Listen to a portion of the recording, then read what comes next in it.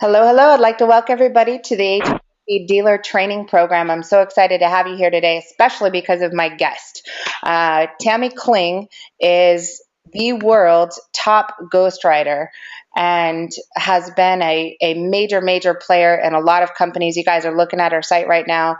Virgin Airlines says Tammy Kling is one of the world's top ghostwriters.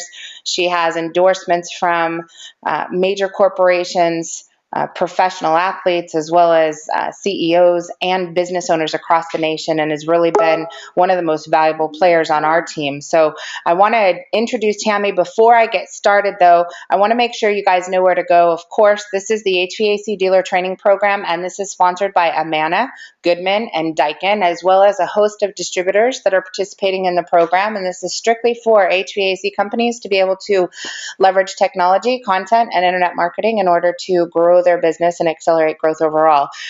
You guys can get registered for training. If you're not registered already, you can go to www.12steproadmap.com. Right at the very top, it says sign up. Once you hit sign up, you will see the HVAC Dealer Training Program right here. And if you're just joining us and you haven't seen any of the trainings before, feel free to check out those videos under the tab that's called HVAC Training. And you guys can get started with some of the archives there. We've got an incredible series of 12 months of training for 2015 already planned out. And like I said, this is with the guru of everything. You guys have heard me consistently talk about the fact that web search, social, mobile, and everything marketing stems from one primary asset, and that's your voice. And Tammy calls it words, or she always says words are currency, Jen. Words are currency. And Tammy, thank you, first of all, for taking time to be with me today and participating in the program. I appreciate you. I know you're swamped with client projects. But let's first talk about that. Marketing doesn't exist. You can have a beautifully designed website, lots of pretty pictures. You can have video. You can have a social media site. You can have all of these things. But the bottom line is words are currency. Let's kind of go through that. Hi, thank you. And what a valuable training this is, first of all. Words are currency. I mean, I think most companies really focus on getting their message out there, but they don't take time to drill down and make a distinction between information that just really says nothing and information that provides value. And that's what you do, of course, for all of our clients, which is make that important distinction. When I say words are currency, of course, that means every single department, product, division within the company, it's very, very important to leverage our assets. And of course, we've heard content is king. We have heard that statement in the past, but today, more than ever, where 90% of humans are making their decisions online or from their phone or tablet or computer. Mobile is really, really critical, but everything that we say is so important in how we word it. It's not about gaming the system. It's not about trying to find a way to get, a bunch of garbage out there, right? Your competitors will put a bunch of garbage out there because they're not educated. It's really important to do what you're saying, Jennifer, which is really to laser focus on value, because if you get one shot with the consumer, you want to make sure that in that 30 seconds or in that 60 seconds, what they're reading about you is legitimate, authentic, and provides value. Tammy and I are in the process of writing a book, and we have a chapter in the book that's all about what would you tell your best salesperson if they had the opportunity to present the biggest possible proposal to the biggest possible prospect that you have. What would you tell them? And if you think about what that training would look like, obviously you'd want them to dress their best. You'd want them to look their best. You'd want the presentation to be top notch. You'd want them to have a thorough understanding of what the consumer's needs are. You'd want to be able to address any objections that the consumer may have right out of the gate.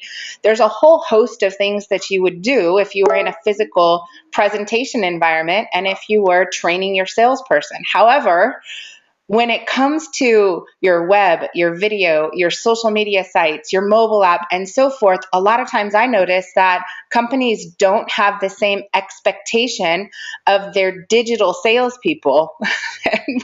How do you get people, Tammy, over that hurdle to where they really have the same level of expectations with the words that are written on a screen or a tablet or a mobile app or a social media site, and equating that to the same level of expectations you would have if you personally as a business owner were going out and providing that presentation, which is the opportunity of a life?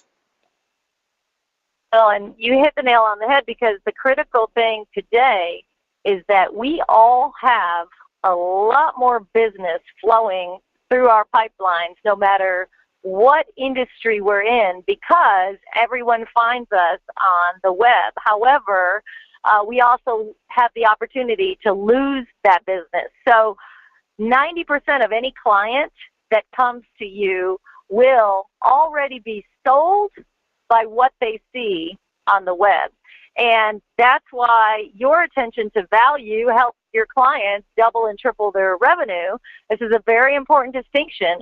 I could look at other websites built by other web companies and see 9 out of 10 sites that I do a forensic on will be wrong. Now, there's this occasional 1% site where I'll say, you know what, you guys are doing everything perfectly.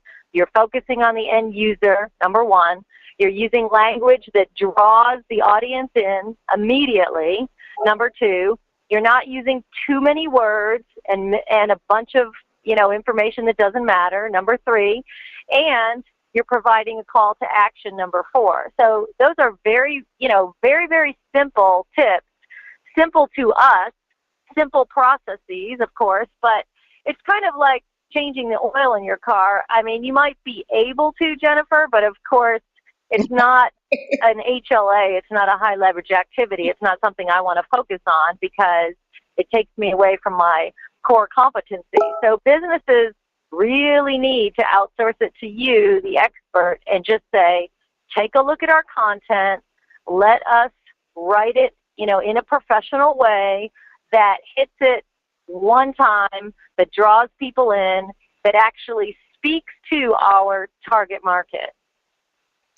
Yeah, this is and most companies don't do that, by the way. Totally agree. It's they're not necessarily budgeting for everything that they need in order to produce the results. It's like these stepping stones, but I cannot express enough that the stepping stone to making a website that produces results, is quality content. The stepping stone that makes a website be able to rank properly on Google for the proper key phrases and search terms, whether you're trying to reach somebody at the top of the funnel who's asking questions to Google, trying to get validity, trying to get educated, trying to gain credibility, or you're catching somebody at the bottom of the funnel that's ready to make a decision. You can't do it without content. You also can't convert or connect to an audience in a social media environment if your content is not worded properly. If I sat here and I said I'm creating a video for my business, and Tammy and I jumped on and we just sat here and stared at a screen and we didn't say anything, or the content that we presented wasn't engaging, it wasn't talking to you directly, then again, you have what should have been an asset but winds up being a liability to the business, which is what Tammy alluded to earlier, is that the cost of not doing it right far outweighs the cost of doing it right. I mean, the best part about content, especially in a digital format, is it's forever. It's permanent, and it provides compounding asset for your business that works for you while you do anything and everything else that is in your core competency, or it's having a martini on a beach, whatever that looks like to you. You have literally a sales presentation that's occurring continuously in multiple different formats. Tammy, I know you help people figure out not only what to write, how to write it, and who they're writing for, what their target audience, what's important to them. In that, you also talk about leverage. How do you leverage one piece of content, whether they're writing a book and they're dissecting that content and they're using it for ebooks and so forth, but what are all the variables that you see people being able to take one highly written, very quality piece of content and be able to leverage it in? Well, that's one of the things that I absolutely love about what you do, because as you know, we can look at a website sometimes and often find another revenue stream that we can write that will leverage a whole new revenue stream in their business. For instance, if we look at a website and we see that they're missing one target market that they could be writing for or capitalizing on. I mean, that's really amazing. But the reason that I love books and I love ebooks is because it gives us the opportunity to create quality, valuable content. So, and it's not expensive. So literally for one ebook or book that a company's competitor will most certainly not have, because it's such a rare thing, we can create hundreds of blog entries, articles, pages, or content just from one book. So if we created one ebook or one book, we can then have hundreds of blog entries that we can then use throughout that year automatically at our disposal. And we write it in a way, like you said, that it's valuable and it's timeless and it's relevant and it's not just a bunch of junk. Absolutely. So when it comes to content writing, and I'm guilty of this. I talk to clients all the time about getting content done. You know, it's like I said, it's not something they put in as a budget item when they're talking about getting a website done. However, can't do without it. There are different levels of content writers. So you have SEO content writers that all they do is create a piece of text that matches a mathematical equation, 500 to 1500 words, primary key phrase, used once every 100 words, 5 to 15 times, multiple variations of the same word, i.e. math. That's not attractive to a consumer. Does it work on Google? Can it get you ranked? Absolutely. But the challenge is, what happens when the consumer gets to that page? So once you do own a page one position and you have the eyes of your prospects, at that point, the content has to change. It has to be enhanced. It has to talk to the consumer's wants and needs. And there's a big difference between you being a subject matter expert of your business and writing all about you and you writing for the consumer. Can you tell me a little bit about how you help people get that, instead of who I am, what I'm about, how long I've been in business, the products and services that I'm the best at, and what other people think of me? How do you actually write content that is focused on the value proposition or the needs of the consumer? Well, that's a great question, and it's a simple process and answer. So I'm going to give an analogy that every one of us can relate to. It's like going and getting your hair cut or your hair done. You know, that seems like the simplest thing in the world. Get a pair of scissors, cut your hair, especially if you're a man, right? So why does everyone in the world, 99.9% of humans, go to a hairdresser to get their hair done? Because they believe that they couldn't do it themselves and still look as good. And it's the same way with content, and it boggles my mind when people allow their assistant or wife or, you know, just anybody, a SEO writer to write content because it's so vastly different. When I say words are currency, which I said in my TED Talk, words are currency, it means that words build your entire product, your company, your idea, your sales pitch, your team, your business meetings. We cannot do without them. And every single word is so important. If your prospect hits a website and those words are just SEO terms that are fluff or aren't correct, it's going to negatively impact your business. And you don't even know what you don't know. You don't know who you lost. So a good example of the modification that is very critical in terminology, I was writing one website recently, and it was very well written, and the products were very well written. However, it was a description of the products and of the company itself. XYZ company is a, 2-decade-old company, and our products are in XYZ, XYZ. I won't name the company. However, with a few very important slight modifications, we remember that the person reading the content is indeed a person, and we engage with the heart. So I modified that content to initially ask a specific question about the audience. So I asked a certain question that said, what about you? Okay, and then we talk about the product description, and then throughout that page, not only do we want to use the appropriate keywords that are going to get us ranked high, it's not just about that. We also want to sell the customer, right? Because they might even hear about the company from somewhere else. So we want to make sure the value is high, no matter whether a CEO is sending out a sales team face-to-face, or whether it's something that's on Google or something in email. Everybody's going to look at the company website. So we want to make sure that the value hits the prospect and the end user, which is always a human. But a lot of times companies forget that. So writing in a way that engages the heart, an excellent example of this would be Apple. If you look at Apple, okay, versus other computer companies that I won't name, they focus on the individual. So even Apple's 2 words, think differently.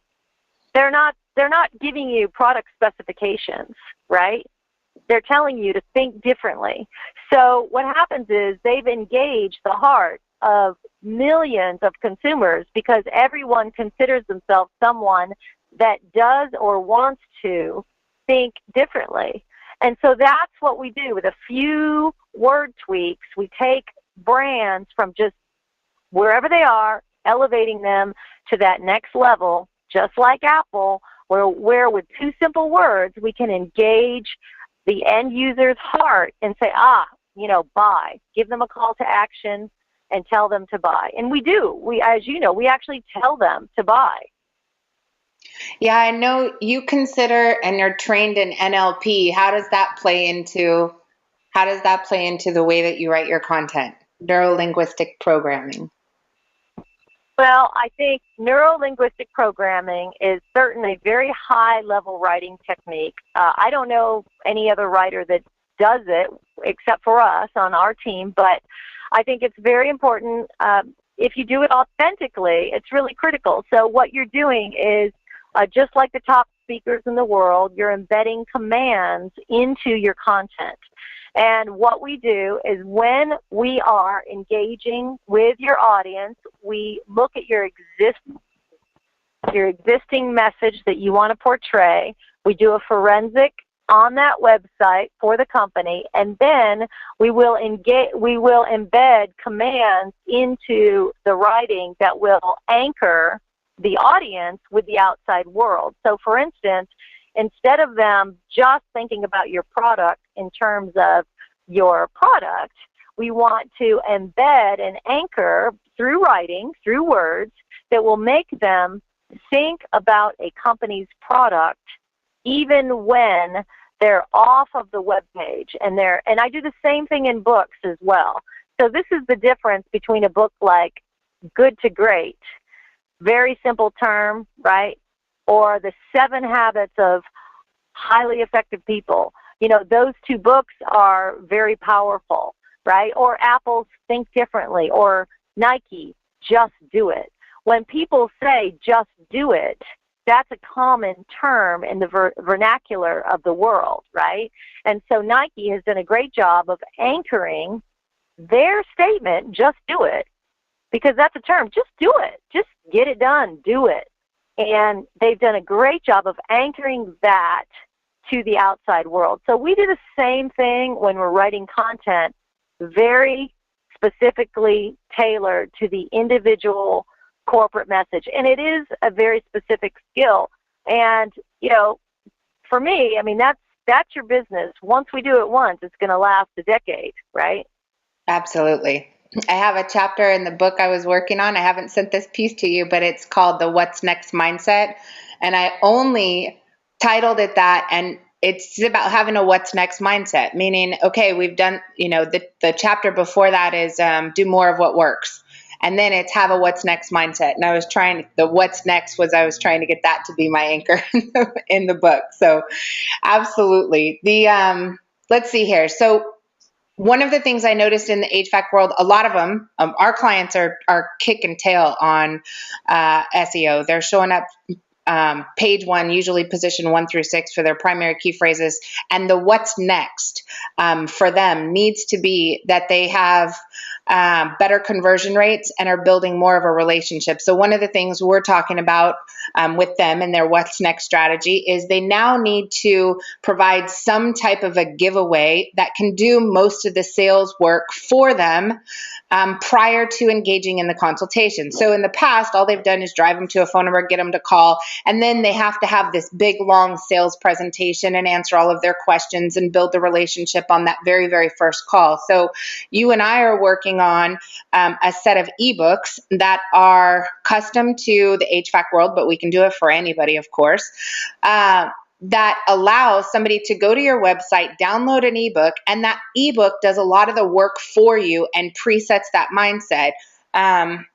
How do you see that helping from a logistics standpoint, from a customer service, from time and so forth, operations, sales, closing? How do you see somebody having an extremely written ebook setting the tone for future engagement and an easier conversion for a client? The nice thing about ebook is that it really does promote conversion and it gives people value. There are a whole segment of humans out there that want value right away. If you think about our customer base, and we come from a sales background. I mean, I spent 15 years in sales, management, leadership, working at the C-level and on the ground as a sales manager, understanding the dynamics and psychology of sales. So if you think about the different personality types that people have, you've got your skeptical buyer, you've got your, they need proof, right? They need value. If you give them an ebook that is immediate proof, immediate value that you have delivered to them, then you've got your confident buyer. They may have heard about you and they already want you. All they need is that confidence in you. So the ebook that you and I have created is designed specifically for both of those buyers to go into the psychology of the buyer and just to talk to the value proposition. And the nice thing about that is, again, we can create a lot of amazing content from that. But if somebody downloads an ebook already, it's this position of you have provided them with something that your competitor has not provided them with. Another excellent positioning tool for building credibility is that ebook. There's a lot of people in a lot of different industries. So how do you set yourself apart as the credible expert? For instance, you, Jennifer, everybody knows that ciWeb Group is the expert at a very high level with high-level clients, and that you're out there doing a lot of high-level business, functioning with a lot of a lot of clients, but functioning at a very, very deep level, doing things that just anybody can't do. However, there's a lot of web companies out there that just put a sign up on the internet and call themselves a web company. I think that it's really important to do the work to establish that credibility. One of the great things about like your book or an ebook that any company might offer is that you've already walked the walk and talked the talk, and you're putting all the facts in there, everything, your life, legacy, experience, and knowledge you're putting into that ebook. So you are the credible expert. You are delivering knowledge that no one else has, and certainly not your competitor. Yeah, you guys, this is You know, I love our mix because Tammy has a massive background in sales and sales psychology, and I'm very operational in logistics. And it's funny when you put us together, I write in bullet points, and then she humanizes everything that I do, which I couldn't do without. But it's the ability to allow words in an ebook form to be able to be downloaded, read by the consumer. They're already pre-sold. They already have an understanding. They already have an attachment, emotional attachment to you and your business is going to really, really speed up that closing ratio, or speed up the closing cycle, the sales cycle, as well as improve your conversion ratios. So that's critical. Last one, and I know we could talk for the whole day, but let's go through the last one, which I think is important to business owners right now. You guys, your most valuable asset is your current customers, your past customers, your strategic partners, your referral relationships, and so forth, right? You have a list of, hopefully you've got a CRM system or a database, comes the logistics side of me, that you have all of this contact information in.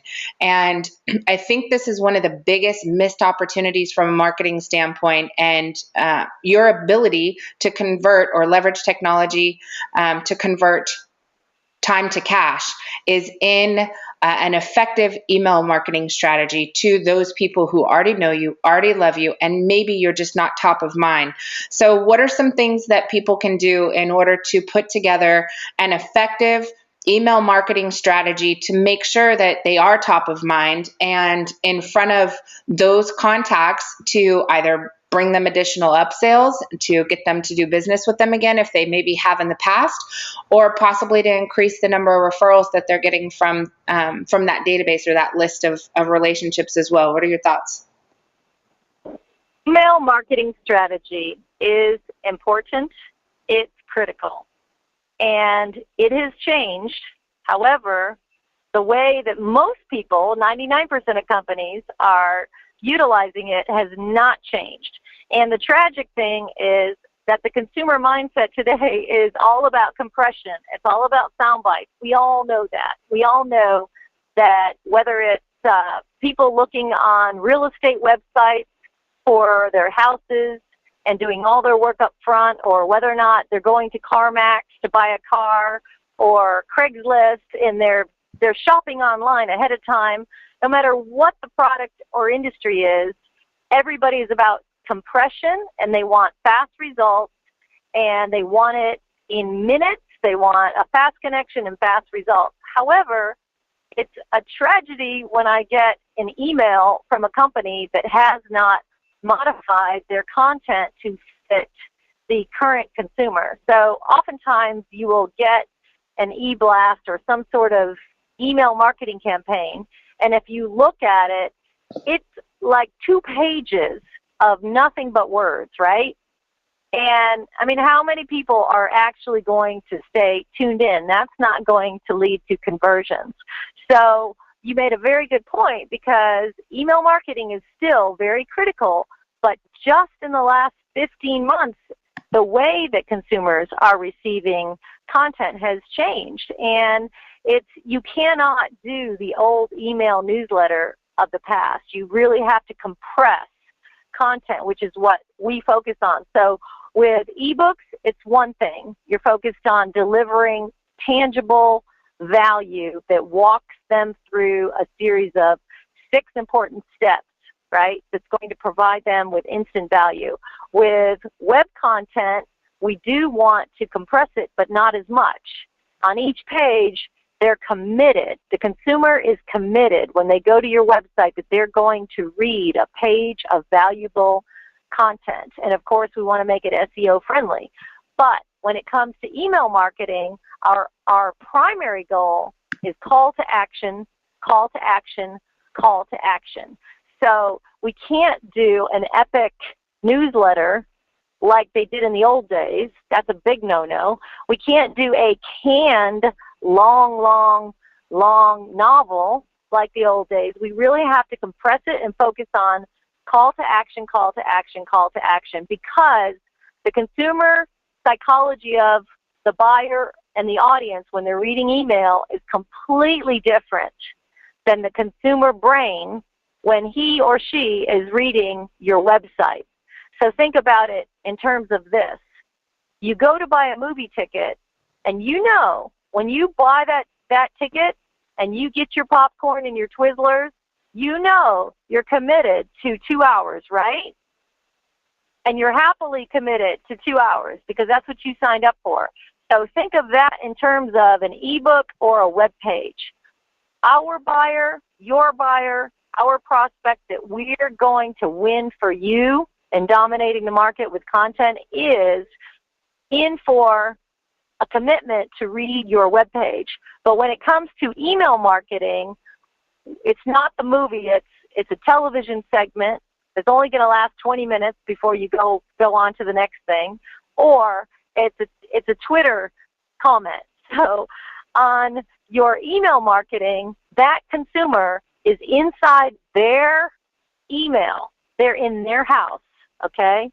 You are entering their house with your words and your email marketing. So we want to make sure when we enter their living room that we get in, we say what we need to say, we shake their hand, and we get ready for them to delete us, because the email consumer is going through their inbox and all they want to do is delete, delete, delete, delete, delete, because they're driven by a feeling of completion and productivity.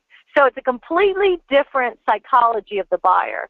So the great thing about what we do is, and I know I just kind of gave you a whole university class on content for email marketing versus content for web marketing, but you can see the distinction.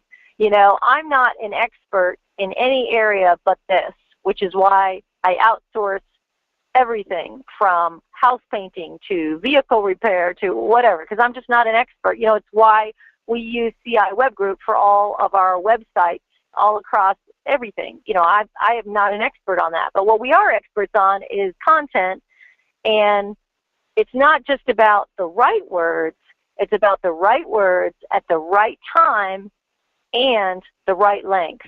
So the bottom line on email marketing campaigns is, you know, most people make it too long and they make their newsletters mimic the web content. But the buyer is in a completely different mode. You know, it's a difference between making that commitment to watch a film at the theater or reading a book to just kind of scrolling through your news feed on social media. You know, one is a short-term commitment, one is a long-term commitment. And on email, people are really focused on productivity. So the content that we use is powerful. We actually have a deliberate process and formula of short sentences with high velocity for impact. So in our email marketing, you'll look at 2 paragraphs maximum with high velocity call to action impact statements. And it's always authentic, never cheesy, never like those big, you know, lose 10 pounds in a day messages, nothing like that. It's always super authentic, focused on your message. Okay, I'm not letting you off the hook. Your instruction is so valuable. Last thing, I promise. Social media, what are they doing wrong? What do they need to do? Social media, as you know, 90% of people are doing it wrong. You know, and of course we could do a whole nother webinar series on this, but a lot of companies hire social media experts, and they might think they're social media experts, but they get in with the wrong group of people because they haven't tested them properly. So the thing that drives me crazy, probably more than anything, is when I see somebody on social media just asking endless questions and not providing any value. It's just a tactic to get responses, but if you continue to do that, you isolate a whole segment of the population that actually hates being asked questions, right? So that's what people think is a valuable tactic for engagement is not. All right, Miss Lady. I have taken up a ton of your time. Thank you so, so, so much. You guys, this is incredibly powerful information that can change the shape of your business, the size of your business, and the rate in which it grows. I know that if you're attending these courses, business growth is important to you. And Tammy is an ace in our pocket. Hopefully will be an ace in yours as well. In order to make that happen, everything revolves around content, your messaging, your words, your presentation. And so I want to make sure that you guys have the best of the best of the best information, which is why I have Tammy on the team and on board. Tammy, thank you so much for visiting with us today. I appreciate it. Thank you, everyone. And here's to great content, and words are currency. Have a great day. Thanks, Tammy. Thanks, everybody. You guys sign up for training on 12steproadmap.com. If you're an HVAC dealer, you guys can also sign up for a free listing on ciHVAC.com, on the world's best dealer resource center. And if you guys want to talk about how to implement these strategies for your own business, definitely head over to ciwebgroup.com. Fill out the request a free consultation form. We'll have a complimentary strategy session with you to help you figure out how you can better leverage technology to